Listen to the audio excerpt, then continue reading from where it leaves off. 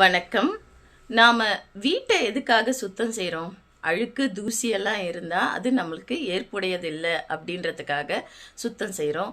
அந்த மாதிரி மனசையும் அடிக்கடி சுத்தம் செய்யணும்.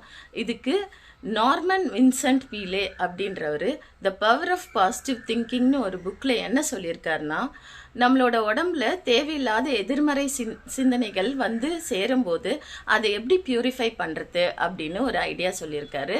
அதாவது முதல்ல யோசிச்சு பார்க்கணும், எந்தெந்த விஷயங்கள் நம்மளை கவலையை அடைய வைக்குது, எந்தெந்த விஷயம் கோபம் அடைய வைக்குது, எந்தெந்த விஷயம் வந்து நம்மளுக்கு வருத்தத்தை தருது, அதை யோசிச்சு கண்டுபிடிச்சிட்டு அந்த விஷயங்களை யோசிக்கிறத முதல்ல நிறுத்தணும். அதுக்கு முன்னாடி நம்ம மனசை ரெடி பண்ணுறதுக்கு ஏதாவது ஒரு அமைதியான இடத்துல, கோயிலுக்கோ இல்லை மலை பகுதிக்கோ இல்லை நீங்கள் ஒரு நீர்வீழ்ச்சிலையோ இல்லை நம்ம பூஜை அறையிலையோ இந்த விஷயத்த செஞ்சோன்னா கண்டிப்பாக மனம் முதல்ல அமைதியாயிடும். அதுக்கப்புறம் யோசிச்சு பாருங்க, எதனால் கோபம் வருது, எதனால் ஆத்திரம் வருது.